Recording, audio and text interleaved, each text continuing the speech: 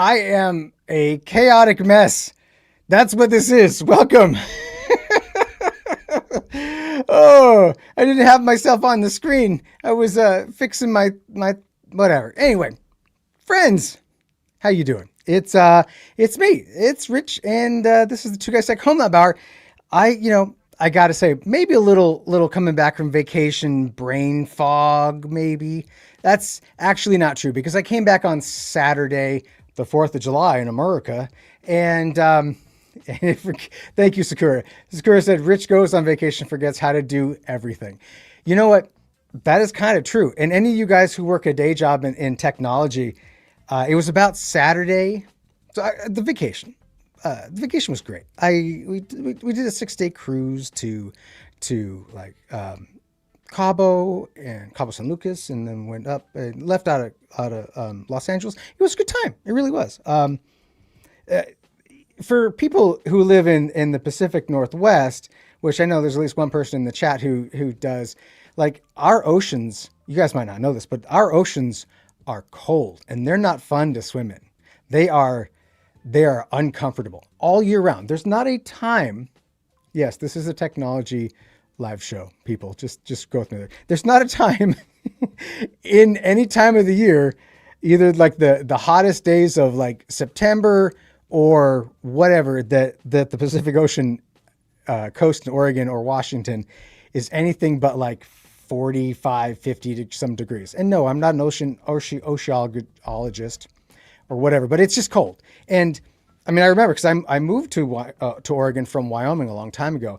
And like the first thing I want to do is swim in the Pacific Ocean. Like, I grew up with mountains. I want to be in the beach. You get cold. You realize real fast that the only people who get in that water are people with wetsuits, right? Anyway, yeah, exactly. So going down to Mexico, where the same Pacific Ocean that I've got is like mid-high 70s degrees, is quite nice. It's quite wonderful. And so just to be able to like swim in the ocean, and it was great. I had a good time. Fully recharged, and I spent a lot of time while I was on said boat, in between the ports of call or whatever.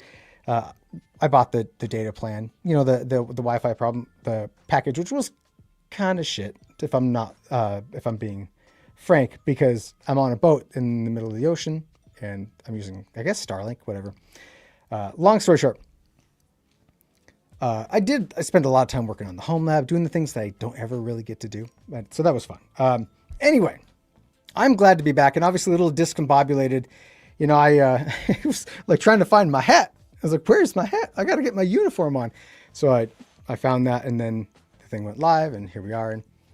And Shadow said Barbados Beach was amazing. I've heard that Barbados is also fantastic too. We just don't know what it's like being up here where we are. The ocean is mean. It's never nice to be in the water. So I didn't reconfigure everything, Sakura. I actually I spun up Caddy was the big thing. I've got a whole bunch of Docker services that have a whole bunch of different ports, right? Because as you do, you run a Docker server and then you spin up a bunch of containers, and all of a sudden you've got like 15, 20, 40, whatever, like containers with all these arbitrary port numbers hanging off the backside. And it sucks to find stuff. So you end up using things like Heimdall or Homar or something like that to give you your dashboard to find the things. And so I just started fronting it with SSL, do the rewrite, and Caddy's great. Caddy's my speed for reverse proxy. I know that there's plenty of people in this chat right now. Yeah, Nginx is what Shadow just said. There's a lot of them out there. I get it, but Caddy's just like, it's a keep it simple, stupid kind of moment, and that's why I really like it, because you can have one flat file, it pulls it in, does the thing, your certs are there, it'll do, I'm not here to sell you Caddy. You use Nginx, or you use any of the Squid, whatever your reverse proxy of choice is. That's on you. Have fun. Caddy is awesome. Thanks, Dave. You sure it wasn't in Florida? No, I was not. Anyway, I'm just off to a great start, friends. Okay. So I should get all the housekeeping out of the way, right? The things I'm supposed to say. So this is the Home Lab Hour, Two Guys Tech Home Lab Hour. This is episode 61. We've done 61 of these things. Isn't that neat? Last week I was clearly gone, and I appreciate you guys. It was the holiday weekend. I'm actually kind of surprised we have 17 people watching right now, because usually the holidays are like, oh, everybody's just readjusting. Anyway, this is a what is this? This is a live show for us to talk about home lab and technology stuff, or the videos. If you have questions about videos I made, throw them in the chat. Behind the scenes, my friend Brandon, 2GTBK, is behind the scenes, turning the knobs, pushing the buttons, doing whatever he does to help produce the show. So I thank him for being there. Thank you, Brandon. So if this goes well, it's because of Brandon. If it goes poorly, well, it's because of me. Anyway, Aragorn Strider says, I owe him a 2-hour stream to make up for missing last week. If I had 2 hours worth of content, I think I would try, but I'm who's the knob he's turning? But dumb tis. Thank you, Rudy. Yeah, thank you. Hopefully that's his business. Anyway.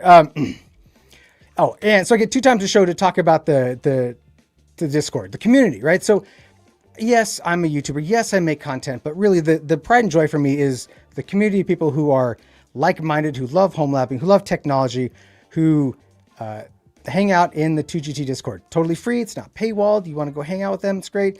I got great moderators that keep the spam people down, which, man, I don't know what they're thinking, but that stuff doesn't fly. But anyway, it's free. Go check it out. And after the live show, which hopefully will go off without a hitch and be fantastic from this point forward, I get together with whoever wants to join, and we just kind of hang out and just chat. It's an after hours thing where we just kind of talk over each other and talk about what we're doing, what we've been doing. Did your house burn down over the 4th of July weekend? Good time. Anyway, all are welcome. All right, with that, I think I've done enough rambling and messing up here. So, okay, so Sakura said, but he needs Tom Lawrence to do an appearance so it goes off the rails. So 2GT loses track of time. Yeah, that's true. When Tom's on the show, and it's been a while. Sakura, you're right. It's been a while. I should get Tom back on again. What do you guys say? Or maybe get Kraft back on here too, because I haven't hung out with him since the 100 the year show. Anyway, so I talked about vacation, so I don't really want to talk anymore about vacation. Where's my mouse on my screen here? That's cool. I did come back to a broken air conditioner, which was cool. Thankfully, we were going through a cooler spell than the rest of the nation.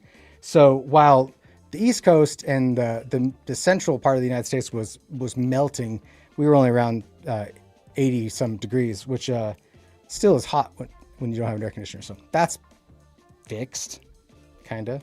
It's gonna get fixed. It's working. Anyway, no new video because obviously I've been gone, but I did want to just quickly talk about, Brandon, if you would, let's just pull this up. This video's been out now for a little while. It's been for a couple weeks now, and look, hold on, I got the wrong angle. It's hard to do this, guys, when you're in reverse. Anyway, the VMware video got, why is it not showing the amount of views here? I want to show you the views. Is it because I did this? This video, oh, right there, 134,000 views, which I'm just a dude playing another dude. And that was amazing. So thank you all for watching that and sharing that video. And I mean, it's a good video. Don't get me wrong. I'm proud of the work I did. I did all the hard work and research of that stuff. But, you know, when you see numbers like that, you're just like, oh, that's a success. Anyway, moving on. We're going to start, dude. Yes, exactly. So let's start with the news first. We'll do the bluff this time, the bottom line up front. We're going to go to the news first because there's some news. This one is a big one. You guys ready for some class action lawsuits? I'll take some of that class action lawsuit. Samsung, SK Hynix, and Micron are being sued over alleged DRAM price fixing amid record memory costs. Lawsuit claims coordinated HBM, high bandwidth memory, shift was covered to curtail DDR3 and DDR4 production. I argued the DDR3 portion of that because I don't know. I mean, we were into DDR5 before the RAM costs actually started to get out of control. So to call DDR3 part of it feels a little off, but that's just me. I just work here. But anyway, this California class action lawsuit is accusing those people of choking out DDR3 and DDR4 memory supply so they can charge more money and do stuff. And so I'm going to be blunt with you guys, because I think that that's important. Like, I want very much for this to succeed. I want all of us to be able to get that email that always ends up into spam that says, "Hey, were you a victim of a class of price fixing for DDR4 memory? Well, here's your opportunity." You know what I'm talking about. Everybody gets those class action lawsuit emails, and they're always in your spam for some reason, which you think that something that important would not be. But I digress. I want this so much to succeed because I feel very strongly as a PC builder, as a gamer, as a just a dude who likes to technology. I feel that the cost of memory is criminal, and that without any sort of response, some punitive response to late stage capitalism like this, where they're just like, you know what, especially Micron's like, you know what, we don't need to make memory for the plebes anymore. Let's go ahead and just turn off our entire consumer DRAM and storage division. Like, what? So I want so much for this to go. Yeah, the chats line up with the, here's your 99 cents, $25.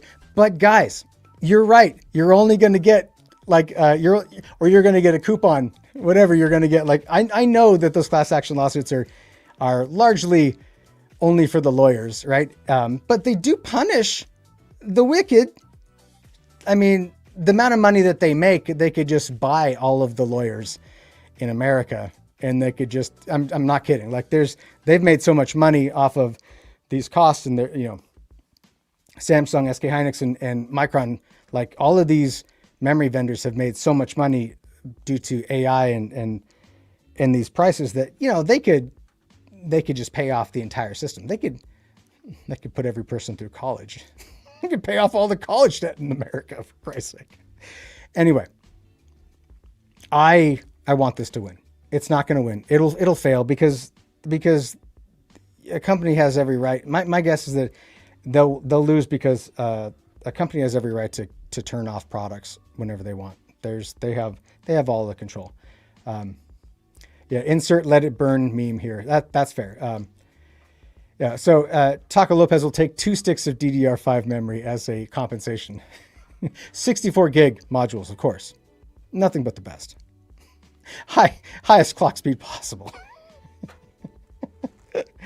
Yeah, Aragorn mentioned that, have you seen the bonuses for their employees? Those folks are winning. That's true. Samsung specifically, because the Samsung employees are unionized, they get a big chunk. I think I had seen somewhere that this year they were looking at like $900,000 payouts for every employee as a bonus.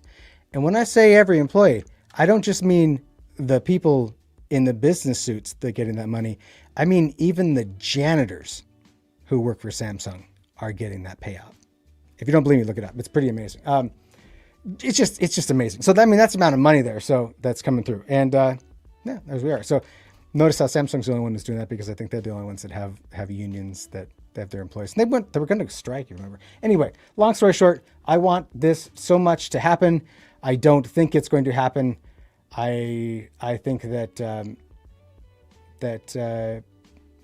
however, this case revisits a precedent that was already established in the same courthouse in 2018. A class action brought by a law firm, Hagens Berman, made similar claims about parallel production cuts, and the district court dismissed it in 2020. The Ninth Circuit upheld that dismissal in 2022, ruling the trio's conduct was more likely explained by lawful, unchoreographed free market behavior than illegal agreement. Because that's how it works. Anyway. Okay. That's that. So, but like, we'll keep an eye on it. At the best, you guys might get a $25 Venmo payment. Or maybe not. All right, moving on. Next news, we want to talk about, oh, this is very small. Microsoft quietly extends free Windows 10 ESU support to October 2027. Do you guys remember when Microsoft said that there'd be no more free updates for Windows 10? And then they kept going. Clearly, my opinion on this, and so I have 2 thoughts when we talk about this, right? The long story short is your free Windows 10 extension for ESU program. See, until technically till October 12th, 2027, you'll get extended security updates, right? We're not talking about feature updates and cool stuff. We're talking about, oh, we just found some vulnerabilities. I think that this is appropriate in a world where we now have AI vulnerability discovery at a breakneck pace, right? That makes sense that you want to let's get through the hump of all of the LLMs that are doing such great work in finding all of these really low hanging fruit vulnerabilities. And to do that, to abandon this for everybody, considering the sheer amount of Windows 10 systems that still exist, is kind of criminal. Like you could say that it's at a minimum, it's being a really bad steward of your products, which might want to keep you out of the eyes of the FTC, although not these days. Anyway, so point being, this doesn't surprise me, and it's nice for anyone who's still got Windows 10 installed. And I don't know if anyone in the chat has it. Hello, chat. Do you have Windows 10 still somewhere? And Sakura says, AI can write my security patches. No. But unless it's open source, then you could. But security updates by Copilot. Thanks, Jason. Is Windows 14 going to be full AI? Yes. Yeah, actually, is Windows 12 next? Are they gonna go a number? I haven't looked, honestly, but I'm sure Microsoft's got something in the background. Why don't they just call it Windows AI or AI Windows?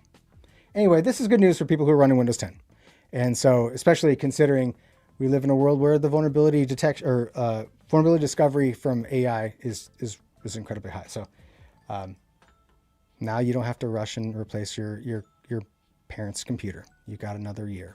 So good news for Windows 10 users. Moving on. Meta goes the way of XAI, considering renting computing power as own model flails. So this was interesting. Meta announced that they've got excess capacity in their data centers that they use for running AI, and that they spend all the money on fired people to fill with more data centers and GPUs. They have excess compute, and they are now planning on or thinking about, this article says thinking, but the last thing I heard was, and this is a few days old at this point, was that they were going to do it, which caused all of the big AI companies to go down in value, but Meta's stock price went up, which of course it did. So you could chalk this up to, is this the sign of a bubble? Because I think everybody's first opinion when you see something like this is, the Pokemon meme. Is this a bubble? Right? And yes, it is a bubble. That's the answer. But will it pop? Maybe, maybe not.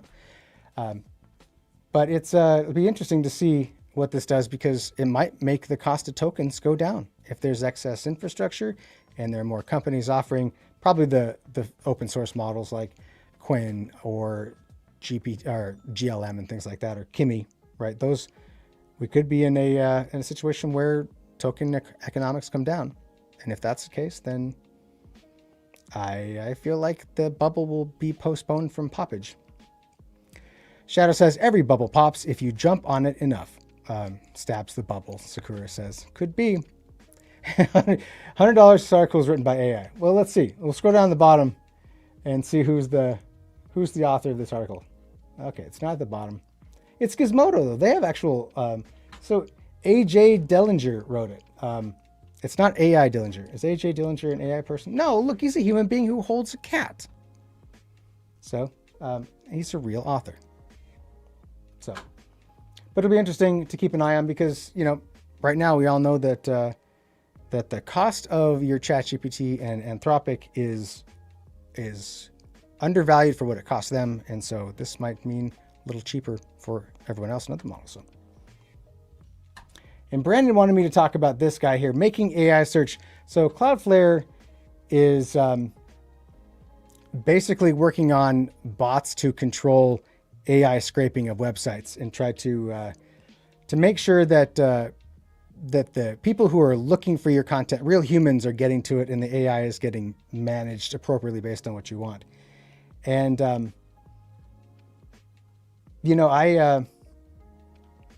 I gotta say that it feels good to know that there's people out there still concerned about content creators and people who make human content like Two Guys Tech and that kind of stuff, right? And so there was a lot of talk a little while ago. I don't know if you guys were seeing this. We talked about it in one of our podcasts too, about how Google is moving away from traditional search as you know it to AI search, where eventually their plan is to just have AI answer everything and you don't actually go to the web page. Why would you do that? You would ask the Googles the question. And we've seen that now too. Like if we go to google.com and we say, who is Two Guys Tech? And right at the top here, we get an AI overview. So this is the beginnings of it, right? And this is, I can't believe it shows this one from way, way back when. That's amazing. The idea ultimately is to try to steer you away from going to other places, but getting your content and information directly from Google, right? Which feels really, I mean, that's not good. I think you spelled DuckDuckGo incorrectly. That is true, Dave. What is that? We talked about it.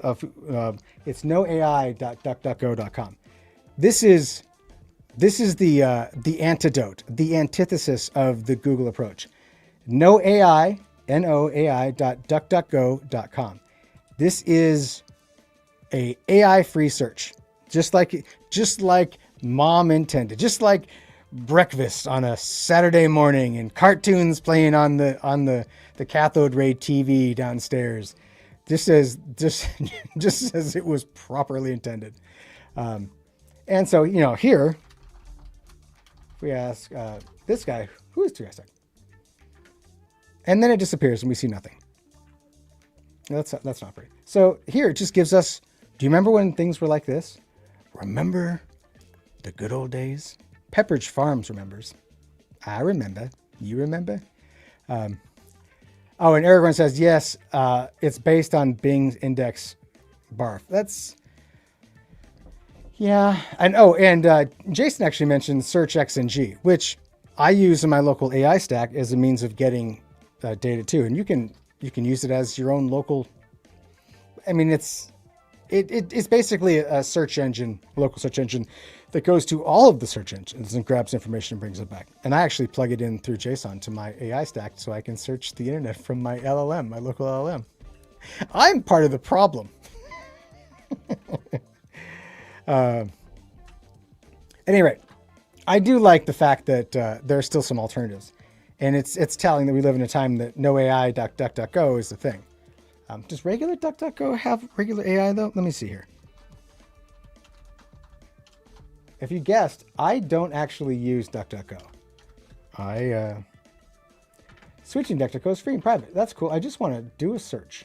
No, I don't want to do any of that stuff. All right, so you can search privately or you can ask AI. What does theirs say?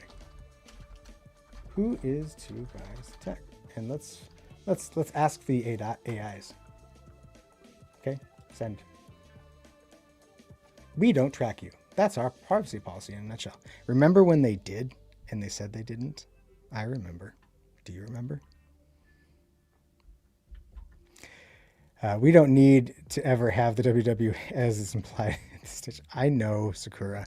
Old habits die hard, friend. When you grew up on the internet back in the day of dial-up, you always typed in www dot whatever.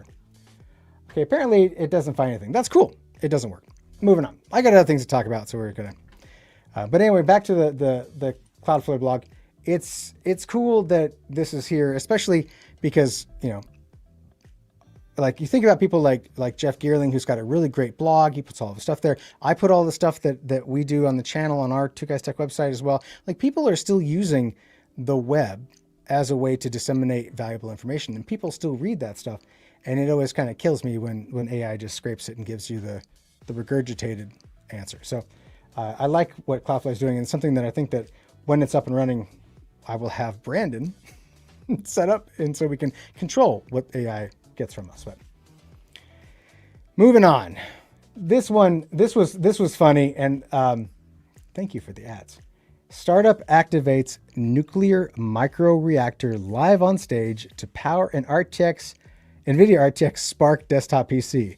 firm working with NVIDIA to build a 300 megawatt closed loop AI factory that doesn't use local water. First and foremost, I am a proponent of nuclear power. Is that a hot take these days?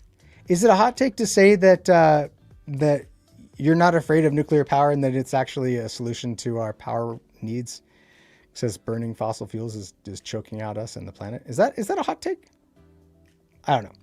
You guys can tell me in the chat if you think that's a hot take. But the thing that because Brandon said, hey, look at this article. The first thing I was thinking was like an RTX Spark desktop and a nuke. I mean, they did it so they could show it off. I get it. Like, it's cool that that doesn't look like something that's going in your backyard. But do they have a picture from the thing? No, you don't. But long story short, nuclear power is coming to power your data centers. Maybe the cost of electricity will go back down then and we can have our home labs again. Maybe. No, the prices never go back down, guys. They never go back down. So Aragorn said, yep, NVIDIA cards are so inefficient, you need a nuclear reactor to power them. No wall outlet can sustain enough power. Yeah, Jason said, nuclear isn't the problem, humans are. That's true. Humans are always the problem. What is the weakest link in the system? Jason, you know, that you could just swap out the word nuclear for anything. It could be blank is not the power, isn't the problem, humans are. Using computers at work isn't the problem. Humans are, right? Humans are the problem for everything. That's and Shadow said to me, psst, your pie holes aren't blocking ads. I know there's something about specifically Tom's Hardware's website where my ad lists are not being blocked. And it could be that these ads there's ad choices. So they might be sourced on their site in itself. And if that's the case, you really can't block that because it's going to block your access to the content. So yeah, I need to figure that out because that's driving me crazy. Anyway, this is a very large backyard nuclear reactor. So, eventually someday we might have our own little nuclear reactors in our basements. And it feels like I know this is a stunt, but the RTX Spark is, I can't remember how much wattage. Is this like 120 watt? RTX Spark power consumption. Yeah,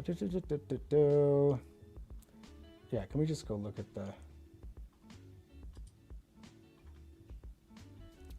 Nope, that's not what I want. I don't want your ad. I want this. Show me the power consumption because they talk specifically about it. You guys are going to find online before I am.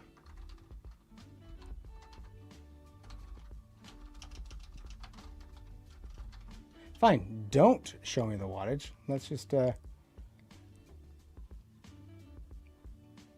we'll just see what AI says.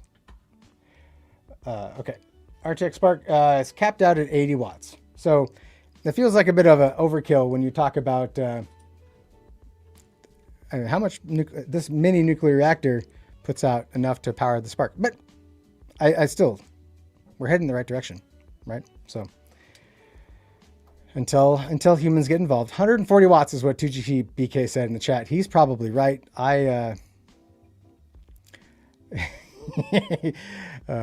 Thank you. I appreciate that. So will this solve the AI boom's power and water bottlenecks? They all have to buy nuclear generators, right? They're just going to shove that money off something else. We'll see. And a few other bits of news. Like, I don't know if you guys, we don't play games anymore, do we? We've all collectively given up on playing video games because you can't build a computer anymore. So is Microsoft. Microsoft is like axing and just, it's a bloodbath at the Xbox studios and all the game studios that are underneath Microsoft's umbrella. So I am sad to see this because we all love playing video games, or we used to, and to see like Bethesda and ID Software or id Software getting their layoffs. There's another one for Bethesda, like talking about how they're not going to be making the Elder Scrolls games because there's no people there. But kudos to the person who knows what this picture is. I'm not going to say it. And don't cheat. If you don't know who that is, then you haven't been playing video games since the early 90s. That's all I'm going to say. Who is it? There you go. Look at all you old farts in the chat. Look at all you. I mean, I know who it was too. Don't get me wrong, but like, that's Commander Keen. Yep, Commander Keen. Oh my goodness! Thank you guys for making me feel like I'm amongst my people. But anyway, yeah. So it's a dark day, right? They announced plans for 3,200 layoffs across the Xbox divisions. They just put a new CEO and head of Xbox. Remember that person who was like a business lady and she wasn't actually from the game industry and cutting heads, cutting things. Apogee 3 Realms founder Scott Miller, who helped publish some of id's earliest games, wrote on social media yesterday of insider reports that a majority of id had been laid off, including most of, if not all, coders. We can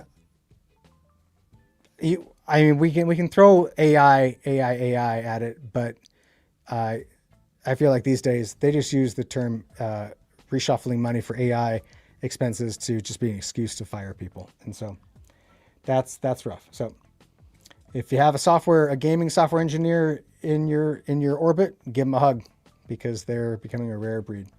So who knows what this means for the next version of the Xbox and new games. My guess is you're just going to get a bunch of rehashed titles of properties that are still there. So Duke Nukem 3D was my favorite too. Yeah. I'm out of the loop. Okay. That was the news. And I want to get to, I got some things to talk about that are not news related. It starts with this. You all remember 2 weeks ago when I got my step-down transformer that had been bent in half by UPS, United Parcel Service. Actually, I wanted to do a thing. I'm going to engage my audience. That's what they call it here. I'm going to start a poll. All right, and I'm going to say here, who is the worst package shipper? And it's going to be, let's go ahead and say UPS, FedEx, all of them. Sorry. I wish this was something that was faster. Add an option here.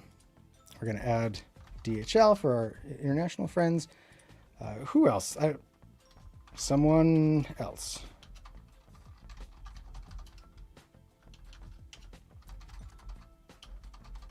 All right, here we go. Oh, one more here. We'll begin. Because I have to get our US peeps. Oh, I can only have 4 options. Okay, there. I threw up a poll for you people to take a look. So, you remember 2 weeks ago when my precious step-down transformer was bent in half. By the way, as a side note, because I think it's fun to share these side stories, I took that box to a we talked about in the chat, like, what do you do? Where do you go with something like that? How do you get rid of something that weighs like 100 pounds, 110, something like that pounds, and is mostly steel and copper, right? And because there's value in that. I mean, there's value in the copper alone. So I didn't want to take it to the dump because the dump here would require me to pay to take it back and drop it off. So I took it to a computer recycling place that's nearby here. And I pull up. I've got my old APC UPS, which was the one that died. It was replaced by the Eaton, and this thing in the back of the car, visibly weighing down the back of the vehicle. By the way, it was weighed down pretty good, and yeah, I know Shadow wasn't technically bent, but it was bent by the toroid, the massive toroid in there that just. Well, it doesn't matter. We're splitting hairs here. Anyway, so I took it to the computer recycling place, and I walked in and I said, "Hey, do you have a cart?" And the guy's like, "Sure." And he gets me a cart, and we wheel it out the door, and I pop the hatch to the car, and he's like, And he's just I can tell this guy's not really a technology guy, right? He's just a guy who works there. And that's fine. I don't care. And he's like, what's that? And I'm like, well, it was supposed to be a step down transformer for a UPS. And I mean, he didn't really, I don't think he really knew what that meant. He's like, what happened to it? I'm like, UPS happened to it, and I said UPS and UPS, and he was like, what do you, I don't understand. I'm like, oh, like the delivery company destroyed it. No. So they're giving me a bunch of shit in the chat here, but like, no, he took it. And the funny thing is we loaded it. I needed help. I needed human help to pick it out of the car and put it on this cart with the other UPS and the battery. And we took it, and then we had the two of us team lift it and set it down inside of their facility there. And when I did, the top that had been perilously stuck to the thing broke free. And there is I wish I should have taken a picture, guys. I'm so sorry, but there's a toroid, this massive toroid that is what is it? It's a transformer in there, right?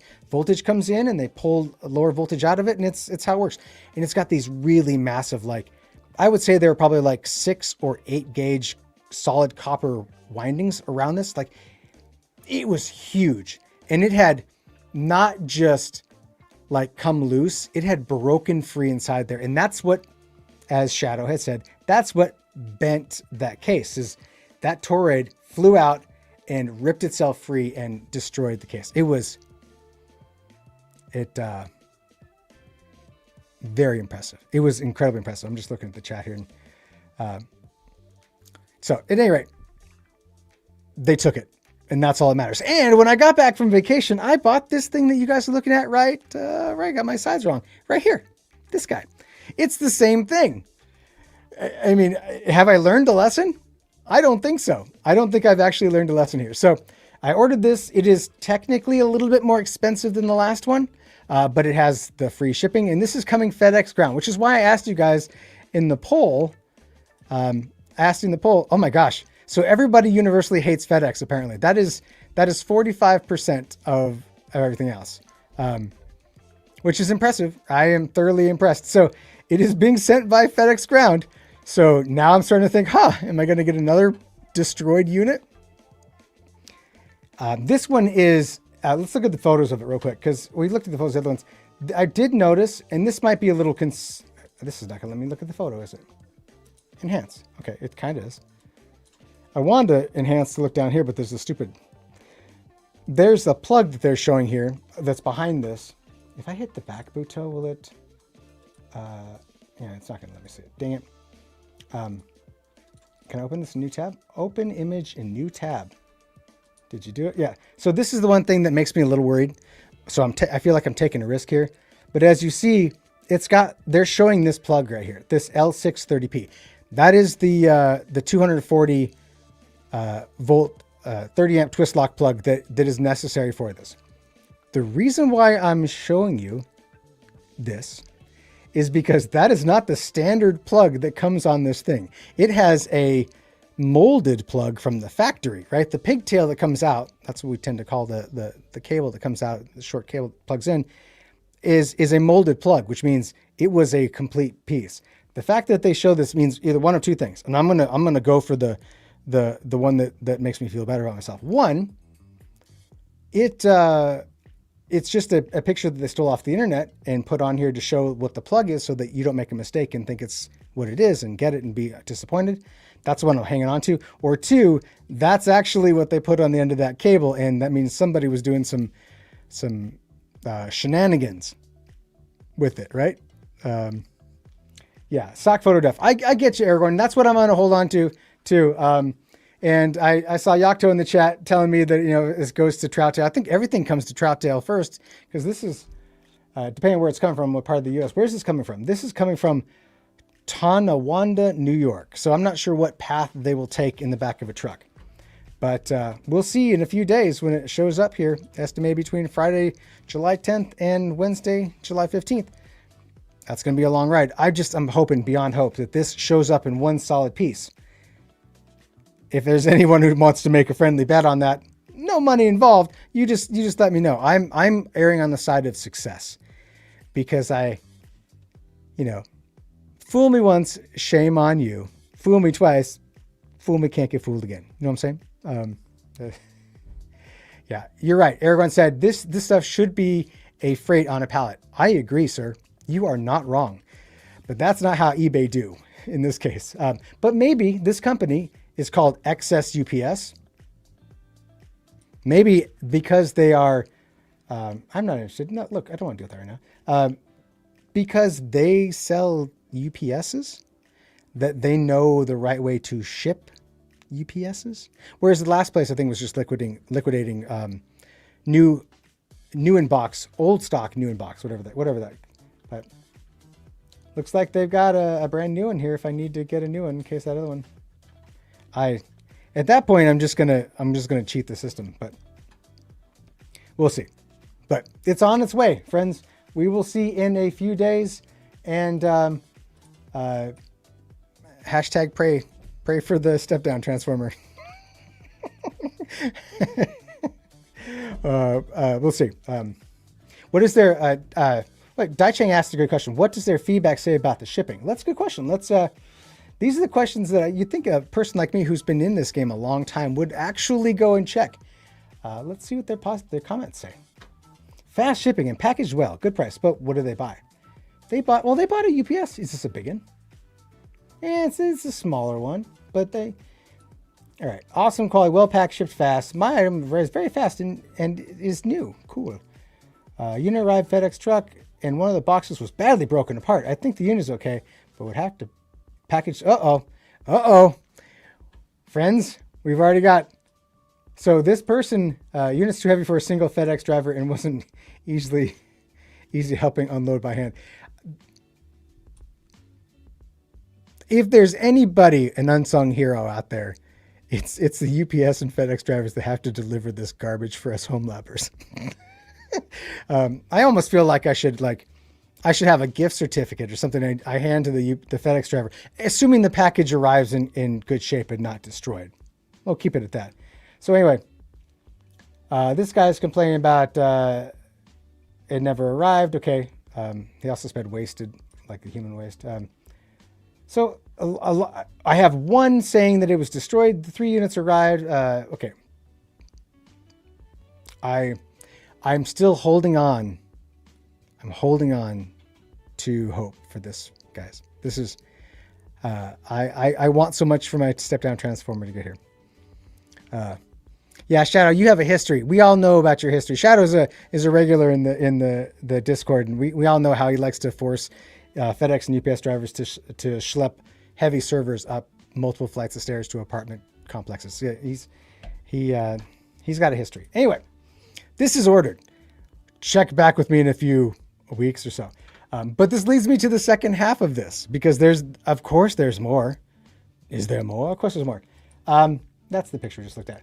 This arrived. What is this, Rich? Well, friends, this is the network management card for the UPS that I originally purchased and is functioning great, by the way.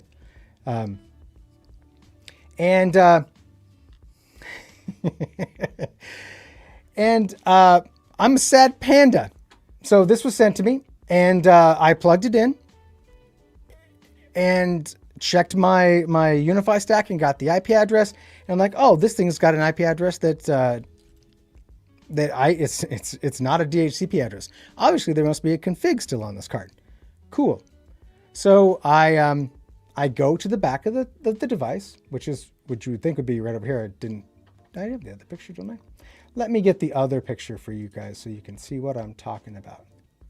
I guess I moved it. So this is the other photo. This is what the thing looks like, right? This is a network MS card. And I'm like, okay, I'm using my standard approach to APC or Schneider UPSs. There's got to be a pinhole to reset. Brandon, make that full screen, would you? You guys see a pinhole there? Maybe it's in the O. Nope. No. Short answer. It doesn't have a pinhole. There is no pinhole. There's no way to manually reset this device. There's no jumpers on the board. There's no way to get to it to reset the thing. So serial port reset. Aragorn is already ahead of me. He is a veteran Eaton person. So I get my USB, the back of this thing, if we look back at here, this guy here, that is a RJ45 interface for serial. I have a RJ45 to serial USB serial interface. Plug it in. I can't get it to show me anything. It's not showing. I've got all the settings right. I've done all the research. I can't get it to work. And so I'm getting frustrated. I'm like, how do I reset this thing? Do more research. The only way to reset this is via the serial.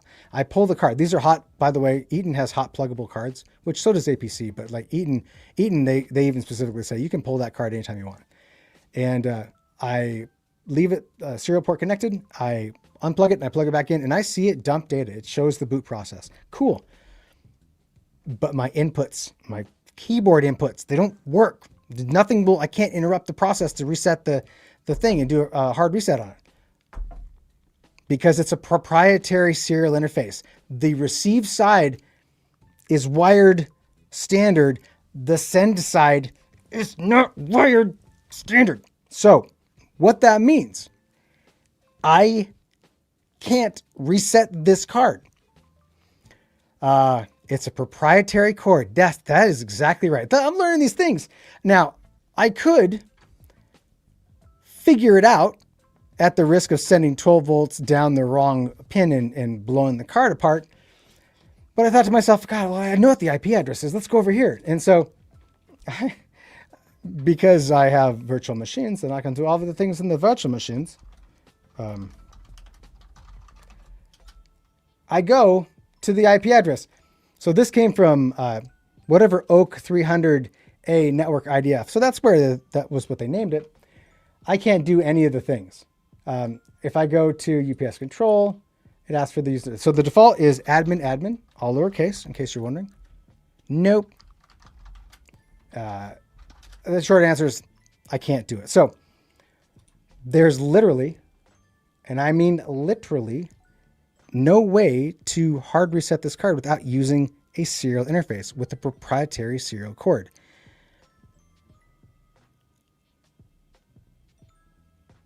Yeah. I don't know. I mean, it's like, cool. Well, at this point, I'm not going to go back to the eBay seller and be like, hey, so I can't use this. I mean, I could do that. I could be a total jerk face and do it. So maybe it's time to buy a new one that has it. So this is the next generation right here.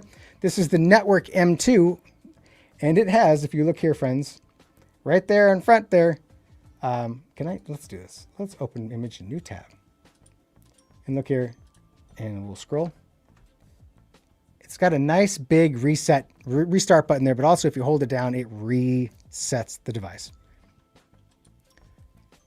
So I could make the cable. Yeah. I don't want. Yeah, I mean, I could bug Yocto about it, but I like making friends. I don't want to be like, hey, buddy, hey, you got. Yeah, I like that. What is that? The Dave Chappelle. You got any more of those Eaton cereal cables? Yeah. Oh my gosh, it's meme central around here.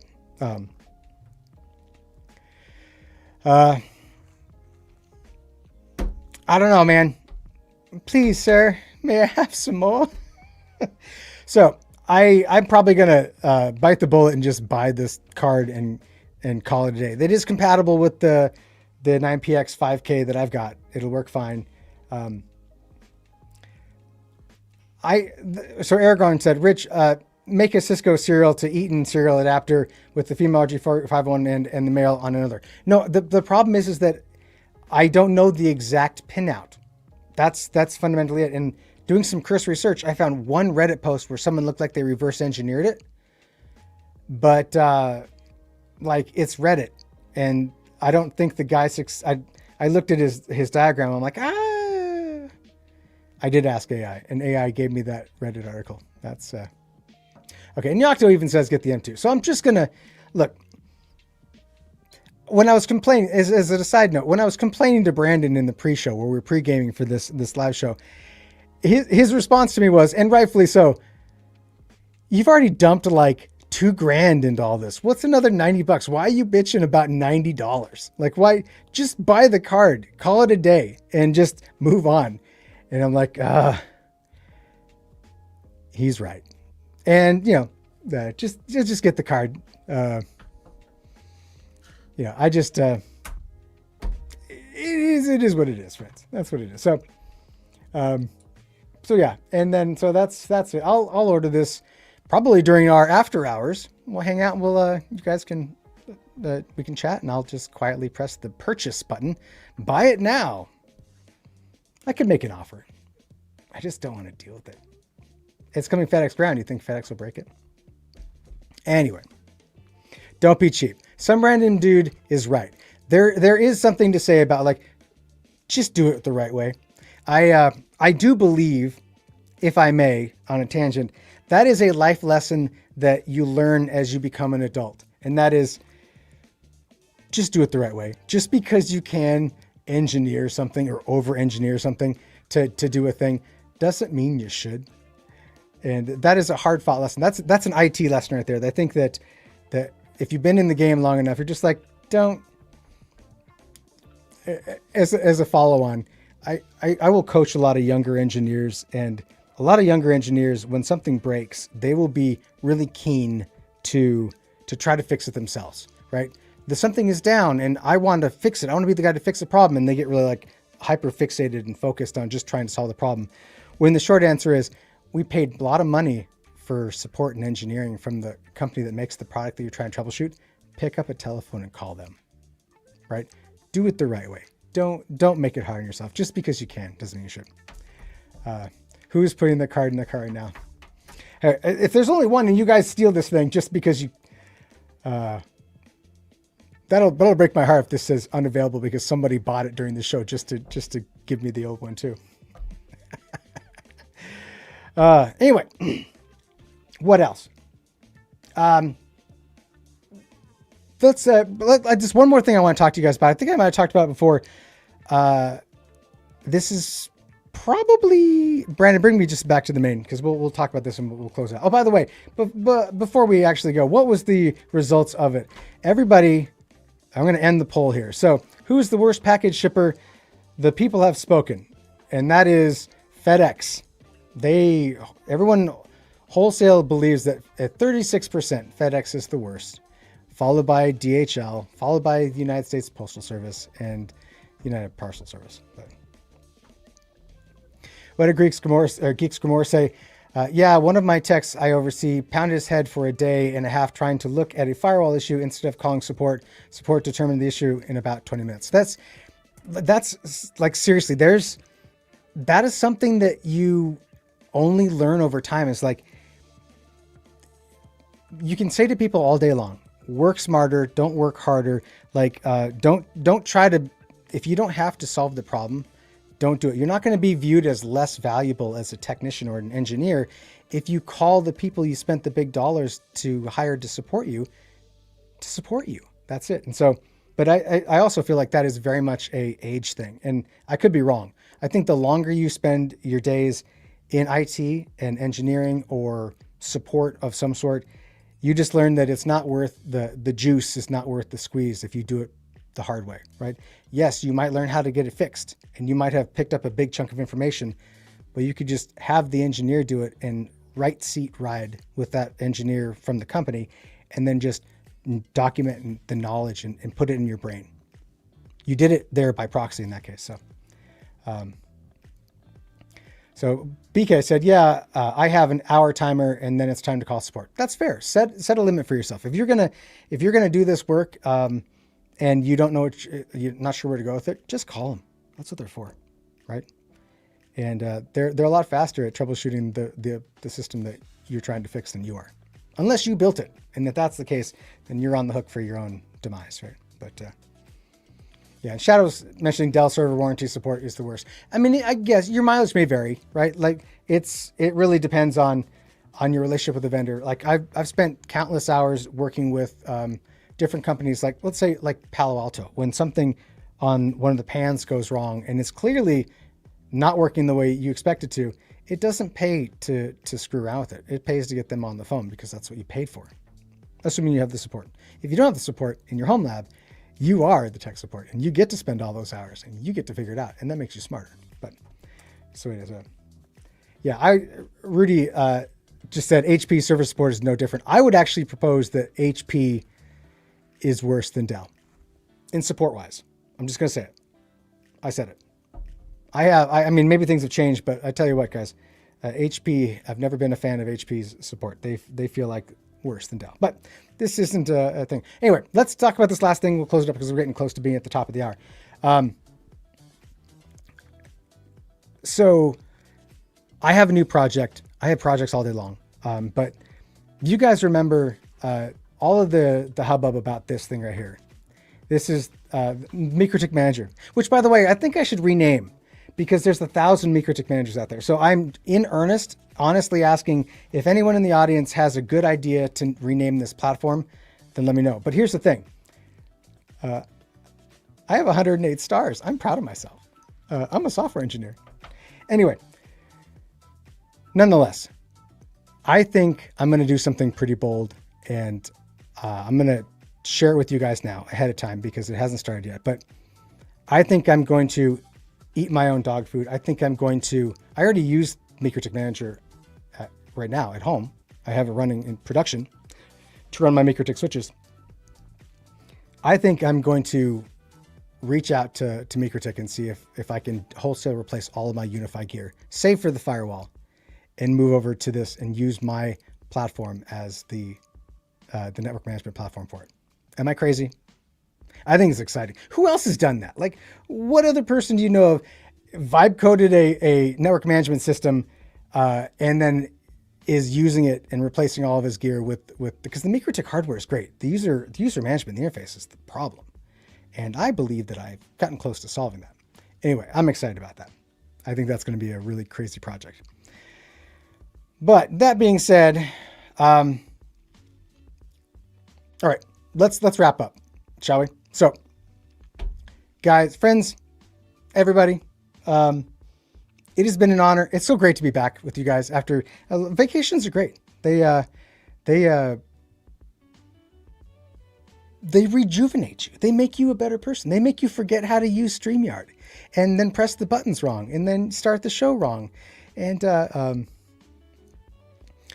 any rate, just to put it, and then this, thank you guys for watching. Go get on our Discord for the after hour show. I'll be there in about 5-10 minutes after I tear all this down and move my desk and all that kind of stuff. And we'll do this next week. What do you say? You guys stay safe, stay cool if it's hot where you are, and we'll catch you on the flip side.